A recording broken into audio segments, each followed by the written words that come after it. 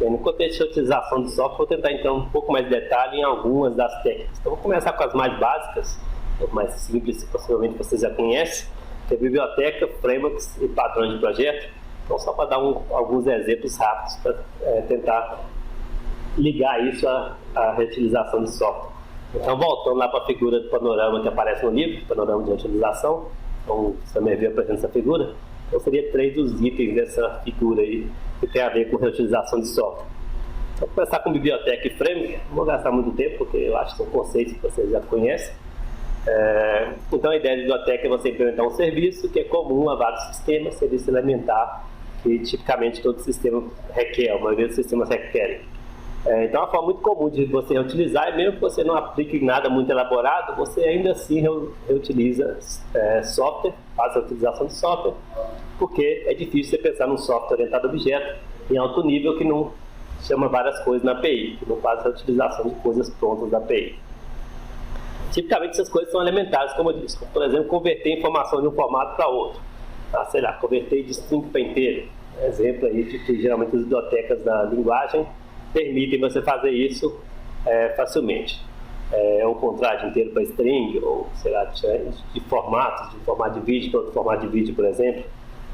Ou coisas do tipo persistência, armazenar em arquivo, conexão com banco de dados, navegar pelos registros do banco de dados. Então, essas coisas os sistemas tipicamente fazem, você não precisa reinventar a roda. A API já tem essas funcionalidades pré-implementadas e disponíveis. Tem também os tipos de amplicidade de dados que geralmente as APIs possuem, como fila, pilha, lista encadeada, etc. Então, só para dar um exemplo de código do Java aqui para deixar um pouco mais concreto, bem rapidinho. Então, aqui eu tenho a importação de um código da API, que nesse caso é a classe Vector, que implementa a interface de coleção, collection, e aí eu posso usar essa classe Vector como uma coleção. Por exemplo, adicionar e remover itens na minha coleção. O código está escrito aí. Passando para frameworks, o que seria o framework? Tem várias definições, várias formas de ver um framework. Vamos considerar aqui como framework, no contexto da aula de hoje, uma aplicação incompleta. Tem um conjunto de classes concretas e abstratas, tem um conjunto de interfaces, forma a estrutura genérica da aplicação. Não é a aplicação completa, é só um template da aplicação. Uma tradução comum para framework é infraestrutura. Eu prefiro não traduzir, que eu acho que o termo framework já está comum no dia a dia dos profissionais de software. Então, seria a infraestrutura de uma aplicação, por exemplo. Então, forma a estrutura genérica da aplicação. Não é o código completo da aplicação, então você tem que, de certa forma, adicionar, preencher as lacunas. Na terminologia de framework, seria preencher os hotspots, os pontos quentes. Então, no framework tem 2 conceitos importantes, que é o frozen spot, que são os pontos firmes, rígidos, e os hotspots seriam os pontos flexíveis, extensões. Então, essa que é a ideia de você adicionar componentes para preencher esses pontos flexíveis, os pontos extensões do framework. Aí você pode preencher isso de várias formas. Tem uma classificação no livro sobre framework, bem elementar também. Vamos considerar principalmente o framework de aplicação, que é o que eu disse, um conjunto de classes que formam a estrutura genérica de uma aplicação, mas no livro também ele cita os frameworks de infraestrutura e os frameworks de integração. Na verdade, a integração seria um subconjunto de infraestrutura. Então, só para definir como está no livro, o framework de infraestrutura seria aquele framework para permitir que sua aplicação rode em determinada plataforma, por exemplo, sei lá, uma plataforma de hardware. Então você pode criar um framework de infraestrutura ali que permite comunicação, seja entre o software e o hardware, seja entre um sistema e outro sistema. Então tem esse framework aí que cria um ambiente. O pessoal chama até de middleware, você já esteja acostumado com esse termo. O middleware seria esse framework então, que cria a infraestrutura para você rodar a sua aplicação.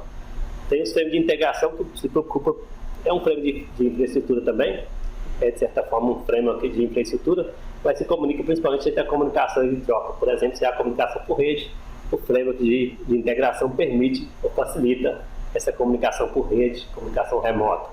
Então são classificações de framework que vamos focar principalmente no framework de aplicação, que seria a estrutura de uma aplicação, por exemplo, a infraestrutura de uma aplicação web. Como eu disse, é uma estrutura genérica, então você tem que estender, tem que completar o seu framework para você ter a aplicação completa.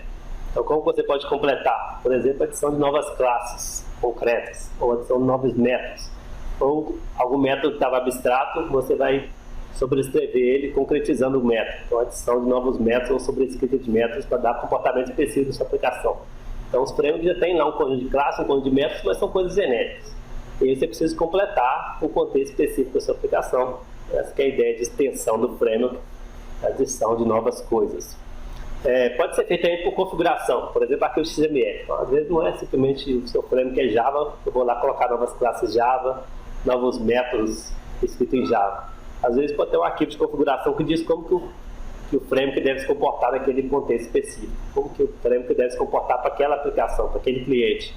Então seria você dar um arquivo de configuração, por exemplo, em XML, que vai configurar o framework para o seu propósito, para a sua necessidade. Qual que é o principal problema de framework? Vantagem é mais ou menos as vantagens que a gente já discutiu em reutilização, então não vou repetir. Mas um problema específico de framework é tipicamente, por definição, ele tende a ser uma quantidade grande. Então não sei se vocês já conhecem, ou já trabalharam com framework, então, talvez framework de persistência, por exemplo, como o Hibernate, ou framework para desenvolvimento de aplicação web, muito comuns aí. Então, tipicamente, os frameworks são grandes, tem muitas classes, muito código, muito conhecimento associado a ele. Então, o problema é justamente nesse sentido, que às vezes é complexo demais para você resolver um problema simples demais. Então, talvez você quer resolver um problema simples e você vai ter que aprender uma estrutura complexa para poder aplicar para resolver o seu problema. Então, pode não valer a pena. Seria uma analogia com aquele ditado que é usar uma bazuca para matar uma formiga. Então, talvez o seu problema é simples, você resolveria ele em algumas horas de trabalho, você resolve aplicar um framework, porque alguém te disse que o framework já estava pronto e faz isso. Ao aplicar o framework, você vai gastar dias para entender o framework, para então você resolver o seu problema, que era simples e você poderia resolver em algumas horas. Então pode não valer a pena. Esse que é o principal problema discutido do livro, que tem que se pesar se o framework vale realmente o custo-benefício, porque tipicamente frameworks são estruturas grandes e complexas e tomam tempo para serem entendidas e usadas. O terceiro exemplo aqui de reutilização, ou técnica de reutilização, são os padrões de projeto. Então vamos ver por que os padrões de projeto são considerados técnicas de reutilização. Então, primeiro, o que é um padrão? Acho que todo mundo deve conhecer, mas vamos definir formalmente de acordo com a disciplina aqui. Então, a minha definição de padrão é um problema e uma solução. Um problema recorrente e a essência da solução. Então, aquele problema que acontece várias vezes com vários desenvolvedores em vários sistemas. Então, as pessoas cansam de pensar em solução e resolvem documentar aquela solução para que não tenha que ficar reinventando a roda várias vezes. Então, tem a essência da solução para aquele problema recorrente. Então, essa que é a minha definição de padrão. Geralmente os autores usam, às vezes com outras palavras, o par problema-solução, onde o problema é um problema recorrente e a solução é uma solução genérica, reusável, uma solução parcial, a essência da solução. E por que isso é reutilização? Porque ele documenta boas práticas, então documenta conhecimento. Então, ao aplicar um padrão, você reusa o conhecimento que alguém documentou ali naquele padrão. Então, por isso que o Somerville, no livro, discute como uma técnica de reutilização a ideia de você aplicar padrão de projeto. Padrões de projeto, por exemplo, quem não conhece, são os do Gama e outros padrões na literatura, os mais conhecidos são os 23 da gangue dos 4, são os padrões de projeto. Eu vou dar um exemplo aqui para quem não está meio boiando o que quer dizer o padrão de projeto. Vou dar um exemplo concreto aqui de um padrão e como que tipicamente os padrões são documentados. O livro do Gama ele documenta várias coisas, mas eu vou focar em 4 itens principais, que é o nome do padrão, descrição do problema, descrição da solução e as consequências, que é o que você ganha, o que você perde ao aplicar o padrão. Então tá aí o par problema-solução, que eu acho que é o principal da definição de um padrão de projeto. Vamos dar um exemplo aqui de um padrão. Vamos supor que você tem um problema que é o seguinte: você tem um conjunto de dados, por exemplo, os alunos e as notas dos alunos, e você quer apresentar esses dados em diferentes formas. Por exemplo, você quer apresentar no celular, através de uma tabela, quer apresentar numa interface web, como um gráfico de pizza, quer apresentar num outro software qualquer, numa outra interface, como um gráfico de coluna. Então, os dados são os mesmos. Então, por exemplo, vamos supor que o meu assunto aqui, que é o que eu armazenei no meu banco de dados, são as notas dos alunos, e eu tenho 40% dos alunos da nota A, 25% tiraram nota B, conceito B, 15% conceito C e 20% conceito D. Então, vamos supor que é isso que são os meus dados, isso que é o meu assunto, eu tenho várias formas de apresentar. Na verdade, eu coloquei 2. Então, talvez você pode considerar até 3. Forma de tabela, forma de gráfico de pizza, gráfico de coluna, você pode ter N. Qual que é o problema associado a isso? É que as coisas têm que ficar sincronizadas. Se eu mudar os dados no meu banco de dados, as apresentações, as representações, os gráficos têm que se atualizar. Se por um acaso algum usuário interagir com algum dos gráficos, por exemplo, o próprio professor vai lá e muda, o conceito A não é mais 40, foi a digitação, era 10% só, ele interagiu com o gráfico de pizza, o banco de dados tem que ser atualizado, as outras visões também têm que ser atualizadas. Então esse é o problema, manter o sincronismo entre as várias visões com o mesmo assunto. O assunto é um só, os dados é um só, que está armazenado no banco de dados. Então eu tenho várias representações desses dados. Pode ser 2, 3, N representações. Isso é o que é documentado no livro do Gama como o padrão observa. Então, você ter vários observadores com o mesmo assunto e as coisas ficarem sincronizadas. Os assuntos, ou melhor, o assunto está sendo sempre apresentado consistentemente nos observadores, nas visões. Então, usando aquela template de documentação de padrão, o que é o nome do padrão? E o padrão observa. O legal de você ter nome para padrões é porque facilita muito a comunicação. Então, se as pessoas sabem o que é o padrão observa, eu não precisaria contar toda essa história. Eu chegaria aqui e falava para a minha equipe de desenvolvimento, aqui nós vamos aplicar o padrão observa. Só isso é suficiente para as pessoas que conhecem o padrão, já sabem o que eu estou dizendo, o que é o problema, o que é a solução, o que são as consequências. Então, essa é uma coisa legal de ter os nomes, que é um identificador. Ao você falar o nome do padrão, se a equipe, se as pessoas conhecem, você não precisa falar mais nada, porque já fica claro o que é o problema, o que é a solução, o que está associado a esse nome. Mas considerando que a gente não conhece o que o padrão observa, qual que é o problema? Ou um dos problemas, que no slide coloquei bem resumido, seria separar o objeto, o assunto, das apresentações, então das várias visões, que são chamadas observadores do padrão, e manter a consistência entre observadores e assunto. Solução, eu vou apresentar no próximo slide, vou dispor um slide para isso. E consequência, o que eu ganho ao aplicar o padrão observer? Eu vou otimizar essa atualização das observações, ou dos observadores, das apresentações. Qual que seria o sentido de otimização aí? Seria manter sincronismo. Alterei o meu assunto, as visões estão atualizadas. Alterei alguma visão, automaticamente eu altero o assunto e propago essas atualizações para as outras visões também. Essa é a ideia do padrão.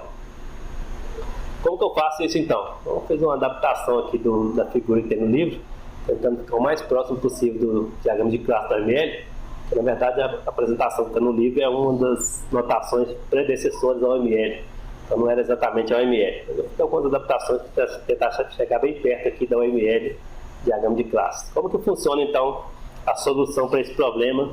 Uma possível solução, obviamente que é uma solução parcial, deve ser customizada para cada situação.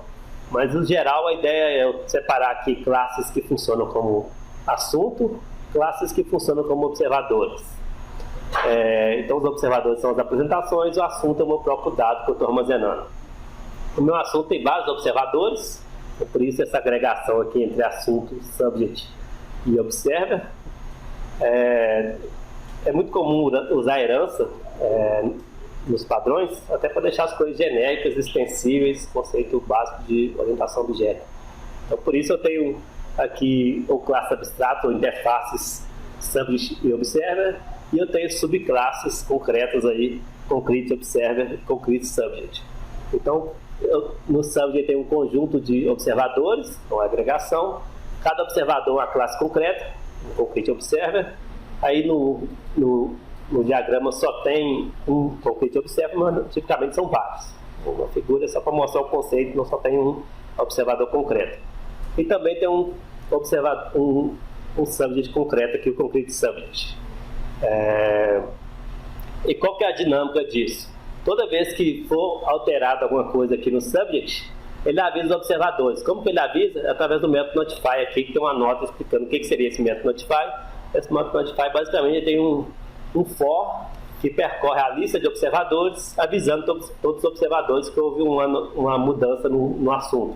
Então, a nota mudou, por exemplo, a porcentagem de alunos com conceitual mudou de 40% para 10%. Eu vou percorrer uma lista de observadores, então para todo O em Observer, e chamar a atualização dizendo para o observador: eu atualizei meus dados. Se você quiser manter o sincronismo, você tem que clicar e pegar os dados atuais. Então, o subject tipicamente ele notifica os observadores de que houve uma mudança. E o observador, por sua vez, ele vai lá e pega o dado atualizado. Então, por isso que o concrete subject aqui tem um método update, que na nota explica que esse método update basicamente é você ir lá no subject e buscar um novo estado atual, qual que é a nova estado corrente do assunto. Então, essa nota aqui quer dizer isso. O concrete observer, ou cada um dos concrete observer, se ele precisar atualizar a visão, pode ser um caso que não precisa, mas tipicamente ele precisaria atualizar a visão, e aí ele vai, essa setinha aqui quer dizer que ele chama o método getState em subject. Então ele tem uma dependência aí, o tracejado, quer dizer, uma dependência com o concrete subject para poder buscar lá o dado atual. Essa que é a dinâmica, em poucas palavras, do padrão observer.